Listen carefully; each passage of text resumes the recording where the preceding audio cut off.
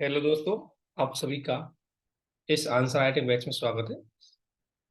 और यहाँ पर कुछ लोगों को जो आंसर कॉपी है उनकी चेक करेंगे। उन्होंने बहुत कुछ लोगों का अच्छा लिखा है, कुछ को चीजें हम इम्प्रूवमेंट करने की कोशिश करेंगे।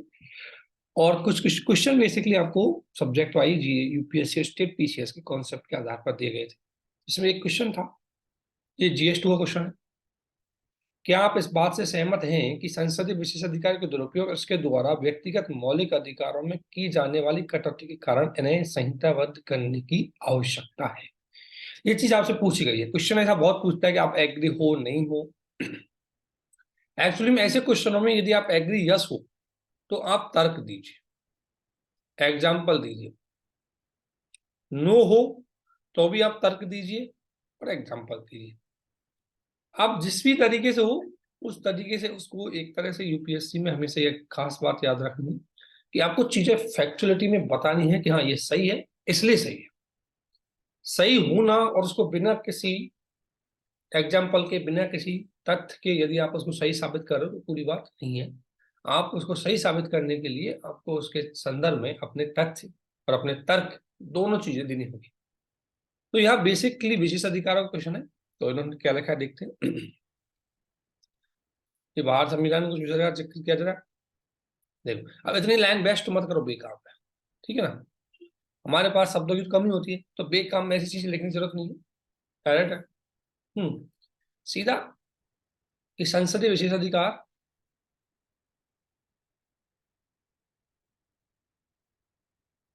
हम्म लोकतंत्र में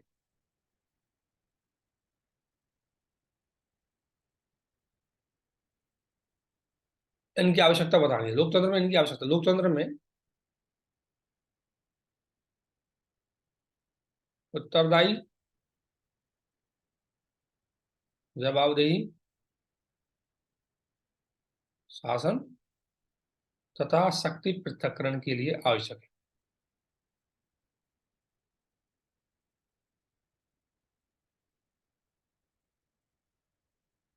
आवश्यक है।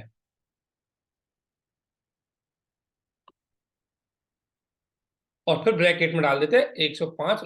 इतनी लाइन वेस्ट मत करो, है ना। तो थोड़ा सा इनके बारे में बता दो यार, ठीक है। अब लोकतंत्र, हाँ, अब आप यहाँ बता दो। हाँ बिल्कुल सही बात है, ये पॉइंट आपकी जो मैं आपको लाइन कहना चाह रहा हूँ आप यहाँ बता दो, ठीक है। लेकिन इसको चूंकि मैं इंट्रो में इसलिए दे रहा हूँ क्योंकि ये क्वेश्चन की मेन डिमांड है। ये क्वेश्चन की मेन डिमांड नहीं है। अच्छा है, लेकिन इसको संक्षिप्त करो। हमेशा मैंने क्वेश्चन की मेन डिमांड को जस्टिफाई करना है क्योंकि 150 शब्दों में इतनी चीजें लिखने के लिए हमारे पास होती थी, ठीक है ना। तो ऐसी चीजों को, बेकाम की चीजों को नहीं लिखना है। बाकी आपने अच्छा लिखा है क्योंकि संहिताबद्ध नहीं है जबकि अधिकांश ऐसे देश है ना। ये बात ठीक है। ये है मेन क्वेश्चन आपकी। क्वेश्चन की डिमांड ये है, अभिव्यक्ति स्वतंत्रता का दुरुपयोग रोका जा सकेगा।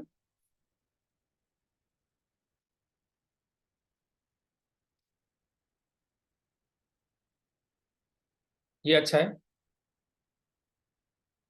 तथा यही प्रश्न की मुख्य मांग है।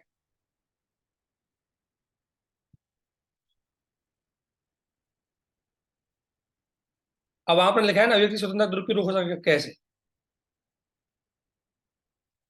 एग्जाम्पल दीजिए। ध्यान रखना, ये मेन मान है, इस पे फोकस करो, ये ज्यादा आपके लिए इंपॉर्टेंट है, ठीक है।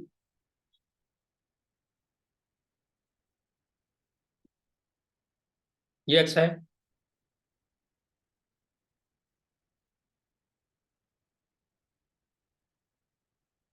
भाई संसदीय विशेष अधिकार है, उनका संहिताबद्ध करना भी आपने सही बताया। भाई उनको अगर हम संहिताबद्ध कर देंगे संसद की शक्ति सीमित हो जाएगी और संसद जनता का प्रतिनिधित्व करती है। लोकतंत्र में जनता का प्रतिनिधित्व करने वाली संस्था यदि सीमित हो जाएगी तो लोकतंत्र सीमित हो जाएगा।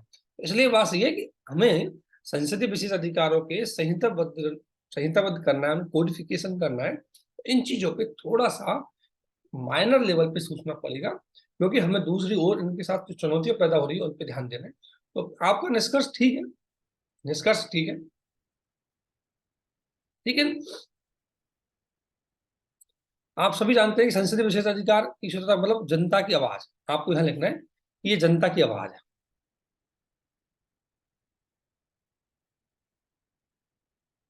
ठीक है, और इसलिए इनको अगर लिमिट कर देंगे तो लोकतंत्र लिमिट हो जाएगा। अगर प्रयास अच्छा किया है थोड़ा सा,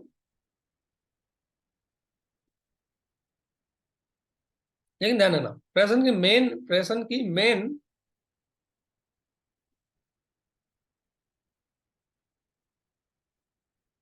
देखो ध्यान रखना, जब क्वेश्चन 150 शब्दों का होता है ना, जब इधर निष्क मतलब इंट्रोडक्शन को इतना बड़ा लिखने की जरूरत नहीं है, डायरेक्टली टू द पॉइंट लोकतंत्र से स्टार्ट कीजिए, और फिर मेन पॉइंट है आपके बेसिस अधिकार उनका संहिताबद्ध करना चाहिए क्यों, और संहिताबद्ध नहीं करना चाहिए क्यों, ये दोनों चीजें बता दो बस। इतनी ज्यादा विस्तार से चीजें नहीं लिखनी, क्योंकि वो आपके शब्द लिमिट से बाहर हो जाएगी। आगे आपने अच्छा लिखा है। हम्म,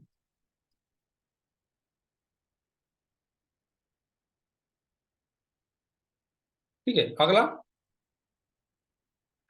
एक क्वेश्चन था, भारतीय समाज की विविधता और बहुलता पर वैश्वीकरण के प्रभावों की चर्चा कीजिए, अपने उत्तर के समर्थन पर उत्तर दीजिए। यानी ग्लोबलाइजेशन की वजह से हमारी डाइवर्सिटी है, उस पर कैसे, तो वैश्वीकरण आपने बता दिया, ठीक है, अच्छी बात है, ठीक है। और बाहर समाज एक ये भी विविधता बढ़ा दी, गुड, ठीक है। अब वैश्वीकरण के कारण सभी क्षेत्रों में विविधता कुछ परिवर्तन दिखाई देते हैं, भाषा के स्तर पर, ठीक है। अब देखो, ये बात ठीक है, खान पान में, ये भी ठीक है, पोशाक में, रोजगार में।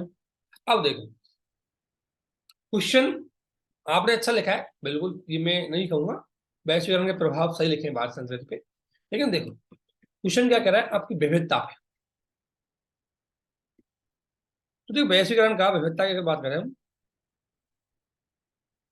विविधता पर प्रभाव, इसको दो तरीके से पॉइंट आउट करना है हमें। एक तो हमारी विविधता का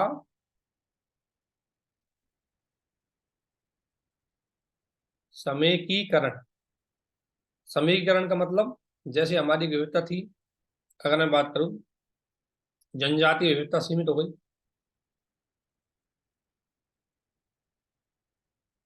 भाषाई विविधता में अंग्रेजी को ज्यादा महत्व है, ठीक है ना, पश्चिमी मूल्यों को महत्व,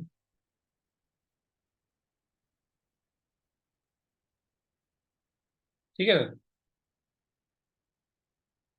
धर्म निरपेक्षता को ज्यादा महत्व, जैसे धर्म की विविधता कम हो गई, ठीक है। और एक है विविधता का वैश्वीकरण,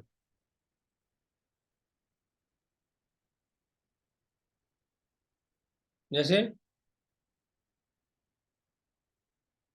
भाषा का वैश्वीकरण, जैसे आपने देखा होगा आजकल तो हमारे फिजी, सऊदी अरब में अंग्रेज हिंदी भाषा को प्रसार कर दिया गया। त्योहार, आपने देखा होगा अमेरिका में, यूरोप में त्योहार मनाए जाते हैं भारत के। योग, योग का अंतरराष्ट्रीयकरण किया गया। तो ये है कि हमारी विविधता को हमारी विविधता दो तरीके से, एक तो हमारी विविधता कम की है, दूसरा हमारी विविधता को ग्लोबलाइजेशन भी किया गया है, वैश्विक स्तर पर बढ़ा गया है, वो मेन पॉइंट, ठीक है। तो प्रयास तो अच्छा है। हम्म, और जब भी आप ऐसी चीजें लिखो, इतना विस्तार मत, इनको विस्तार इतना मत दो, थोड़ा छोटा लिखो, क्योंकि अगर आप विस्तार ज्यादा दे दो, शब्द विस्तार कम दो इनको,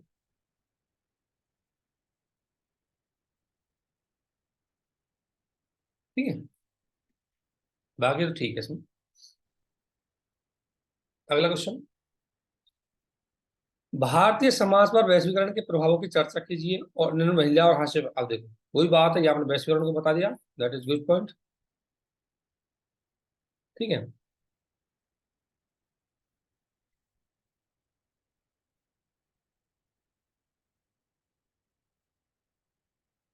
इसमें नंबर की अगर बात करें, तो क्वेश्चन के मेन भाग से थोड़ा अलग निकल गया है, इसलिए नंबर थोड़े आपके कम हो जाएंगे, अदरवाइज ज्यादा नंबर आ सकते थे इस क्वेश्चन में। वैश्वीकरण ने भारतीय समाज में लगभग सभी पक्षों, ये लाइन भी अच्छी है ना, क्वेश्चन है 250, ठीक है। वैश्वीकरण प्रभाव, सकारात्मक प्रभाव, वैश्वीकरण से देश की आर्थिक समृद्धि, अल्लाह,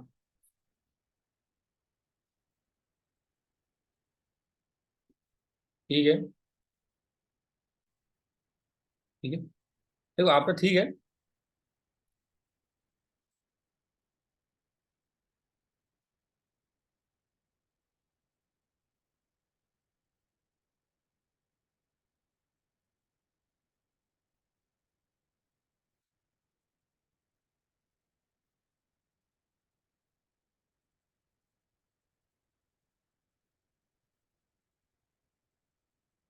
देखो जागरूकता से बजाय है कि हमारे जो संवेदनशील वर्ग है,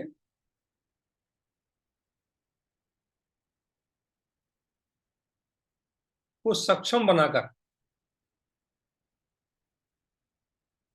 वैश्वीकरण के हरे,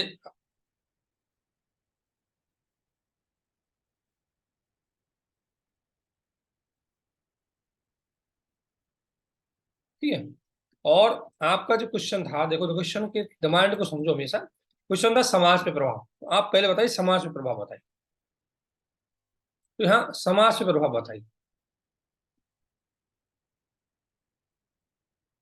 ठीक है ना। अब समाज में आ गया आपका समाज के मूल्य, समाज की संस्थाएं, जाति व्यवस्थाएं, ये क्या है आपका समाज। दूसरा बता रहा था महिलाओं पे,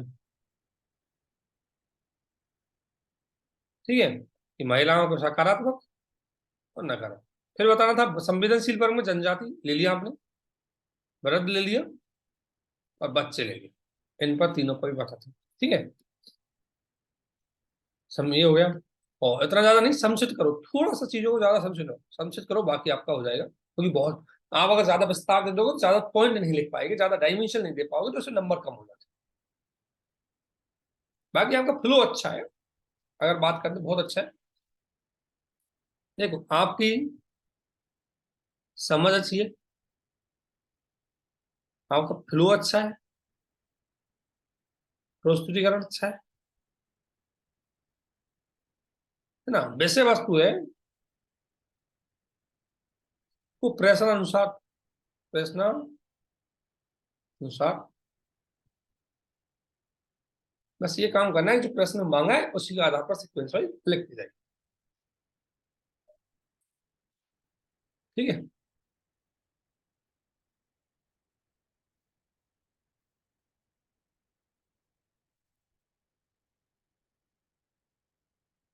आगे है कैग। देखो कैग की एक अत्यावश्यक भूमिका निभानी होती है, व्याख्या कीजिए कि किस प्रकार उसकी नियुक्ति विधि शर्तों के साथ उन अधिकारों को विस्तार से परिचित होता है जिसका प्रयोग वह कर सकता है। ये तो शायद यूपीएससी का क्वेश्चन था वैसे, ठीक है। तो इसमें कैग की भूमिका के बारे में पूछा है कि कैग को एक अत्यावश्यक भूमिका निभानी होती है, व्याख्या कीजिए कि किस प्रकार। तो सबसे पहले आपको बताना है कैग की भूमिका क्या है, फिर बताना है कि कैसे निभाता है। तो ये बात ठीक है, भारत में लेखा परिषद संवैधानिक पद है, लेख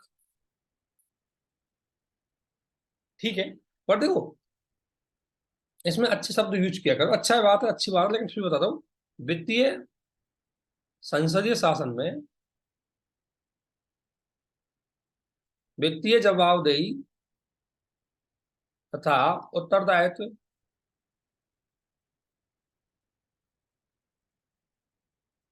को स्थापित करने में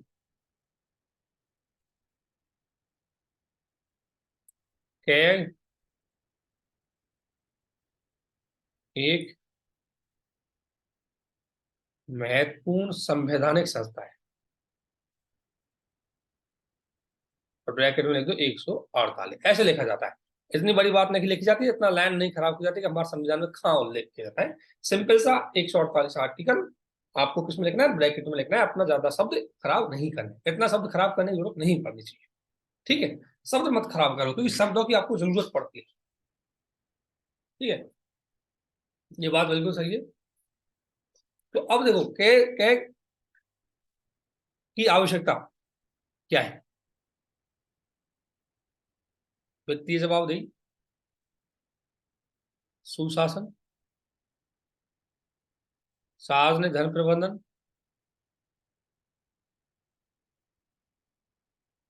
इन पॉइंटों पे।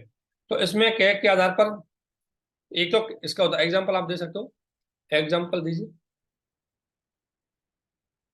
2G स्पेक्ट्रम कोयला घोटाले में इसकी महत्वपूर्ण भूमिका रही। हाल ही में एक रिपोर्ट और आई है सर,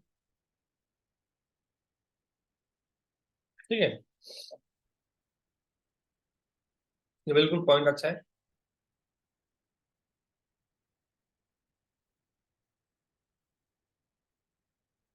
ये भी ठीक है।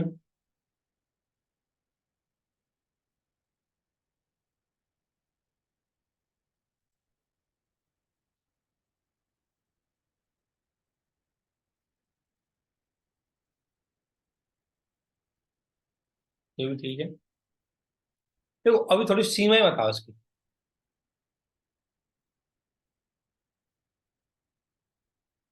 पहले तो इसकी सिफारिश से बाध्यकारी नहीं। ये जो सिफारिश करता है वो बाध्यकारी नहीं। सीमाएं बताओ थोड़ी सी इसकी ना।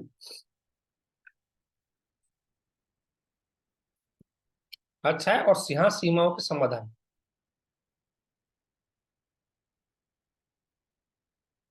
ठीक है।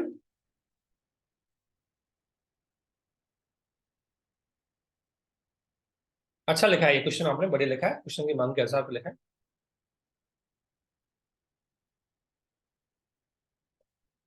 इसके अलावा एक क्वेश्चन था, जीएस थ्री का था, ठोस कचरे की बढ़ती मात्रा के प्रबंधन और निपटान में क्या चुनौतियां है। और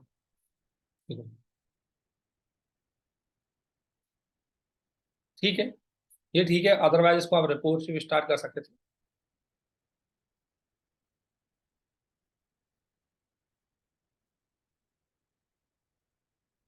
ठीक है भाई। जैसे एक रिपोर्ट थी उसके अनुसार बोला गया है कि भारत में ठोस जो कचरा है वो बड़ी मात्रा में बढ़ता जा रहा है।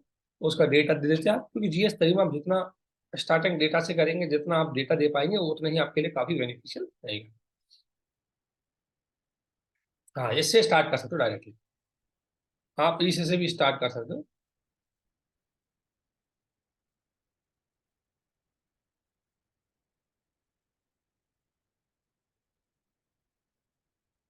ठीक है। चुनौतियां, अवशेष उत्पादन में सही बात है।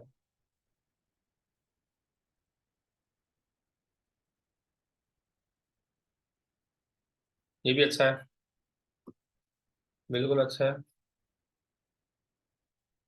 ये पॉइंट भी अच्छा है।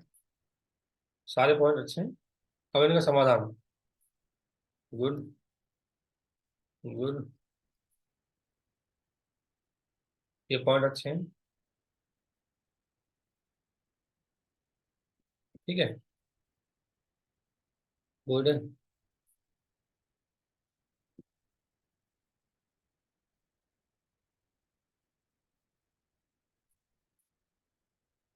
तो इसका एक निष्कर्ष मेरी सीधा लाइफ हाई पे है।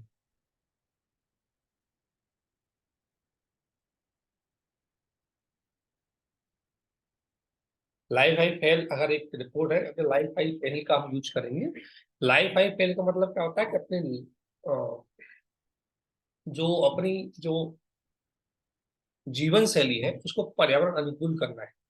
उस पहल के आधार पर यदि हम जीवन शैली को पर्यावरण के अनुकूल करेंगे तो हम ठोस प्रबंधन के साथ साथ बहुत सारी समस्याओं का निजान भी आसानी से पा सकते हैं। वो सारी चीजें इसमें काम आएंगी आपको। ठीक है, अच्छा लिखा है। हम्म।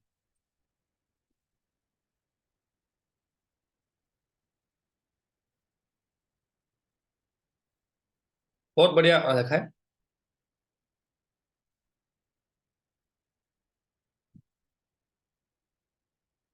एक क्वेश्चन और है। आतंकवाद की जटिल तीव्रता और इसके कारणों संबंधों तथा एप्लीग्रस्त का विश्लेषण कीजिए। यानी कह रहा है कि आतंकवाद है, उसकी जटिलता कैसे है, उसका इसके बढ़ाने के कारण कैसे हैं, और इनका किसी और जो संगठित संगठित आपको पता है ऑर्गेनाइजेशन क्राइम के साथ भी इनका जुड़ा होता है, जैसे ड्रग्स माफिया हो गया, जैसे तस्करी माफिया हो गया, जैसे ब्लैक मनी का माफिया हो गया, उनके साथ भी इनको क्या इनका गठजोड़ है। और इनके गठजोड़ की वजह से ही ये ज्यादा मजबूत हो जाता है। तो आपको उसी का समाधान बताना है। तो ये आपने डेफिनेशन बता दी, ठीक है। ठीक है। ये भारत की स्थिति बता दी, चाहो तो आप इससे भी स्टार्ट कर सकते हो डायरेक्ट। क्योंकि देखो इस डेफिनेशन ज्यादा अच्छी नहीं मानी जाती डेफिनेशन। अगर आप किसी भी टॉपिक की स्टार्टिंग कर रहे हो तो लगता है कि आपको कोई और इन्फॉर्मेशन नहीं है तो आप उसकी स्टार्टिंग डेफिनेशन से कर सकते हो, लेकिन यदि आपके पास उसकी कोई रिपोर्ट्स है, कोई डेटा है, कोई और चीज है, तो आप उससे ही स्टार्ट करें तो ज्यादा बेहतर रहेगा।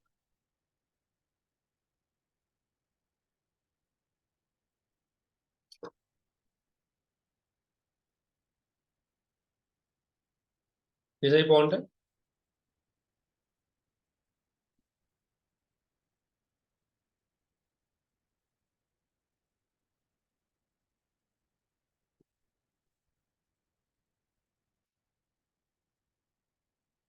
ये भी ठीक है।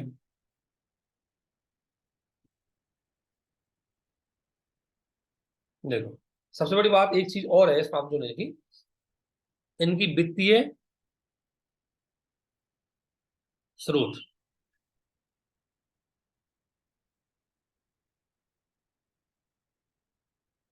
वित्तीय स्रोत, सोशल मीडिया, ये भी इनके महत्वपूर्ण स्रोत हो चुके हैं आजकल। यहाँ से ही ये ज्यादातर लोगों के विचारों को बदलने की कोशिश करते हैं, लोगों को ब्रेन वॉश करते हैं, उसमें सिर्फ डायरेक्टली कांटेक्ट करते हैं भर्ती करने वालों को, और फिर ऑनलाइन प्लेटफॉर्म के माध्यम से फंडिंग कमाते हैं। चाहे पोर्न साइट के थ्रू कमाइए, चाहे ये डार्क वेब के थ्रू कमाते हैं। इस प्रकार आजकल तो बहुत सारी चीजें हो चुकी है, आपको पता है साइबर स्पेस में सारी चीजों से आसानी से पैसा कमा लेते हैं, तो इसकी फंडिंग हो सकती है मन। ठीक है।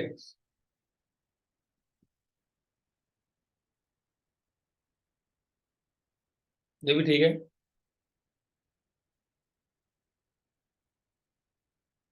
ठीक है।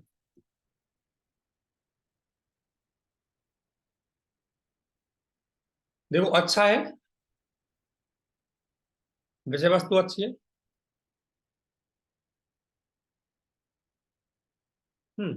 पर शब्द सीमा एक बार देख लेना।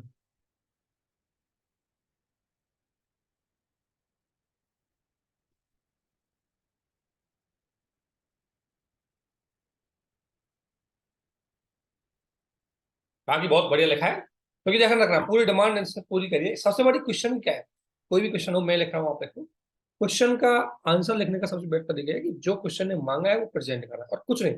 कई बार लोग इंट्रो को सजाने में अपना टाइम वेस्ट कर देते हैं, कुछ नहीं सजाना। अगर नहीं आ रहा तो आपको जैसे भी डेफिनेशन आ रहे हैं लिख जाइए, अगर आ रहा है तो कोई रिपोर्ट्स है, कोई फैक्ट है, कोई एग्जाम्पल है, कोई केस स्टडीज है, उससे भी स्टार्ट कर सकते हैं, तो आसानी से वो बहुत अच्छा हो जाएगा। बीच में थोड़ा एग्जाम्पल दीजिए, आराम से आप कर सकते हैं। और एक लाइन है डायरेक्ट खराब कीजिए कि सामाजिक आर्थिक विकास, तो सभी वर्गों का विकास, जैसे एक दो एग्जाम्पल। इतना ज्यादा शब्दों को खराब मत कीजिए, जब आपको शब्द सीमा पर थोड़ा ध्यान देना है। ठीक है, मतलब उसको बहुत ज्यादा एग्जेजरेट नहीं करना है, बहुत ज्यादा विस्तार नहीं करना है, टू द पॉइंट लेते हैं। ठीक है, तो इस तरीके से कॉपी आपको दिखाई जाए। इस तरीके से बहुत सारे लोगों ने इंप्रूवमेंट किया है, तो बहुत सारे लोग अच्छे लिख रहे हैं। तो आप सभी को प्रैक्टिस करनी चाहिए, दिन में एक क्वेश्चन लिखो, दो क्वेश्चन लिखो, लेकिन आंसर राइटिंग की प्रैक्टिस आपकी होनी ही चाहिए। इसलिए आप सभी को हमारे साथ बने रहने के लिए बहुत बहुत धन्यवाद। और दोस्तों, यूपीएससी 2024 आने वाली है, प्लीज उस पर पूरा कॉन्सेंट्रेशन करें, अच्छे से ध्यान दें उसकी अच्छे से तैयारी। आप सभी को हमारे साथ बने रहने के लिए बहुत बहुत धन्यवाद। Thank you.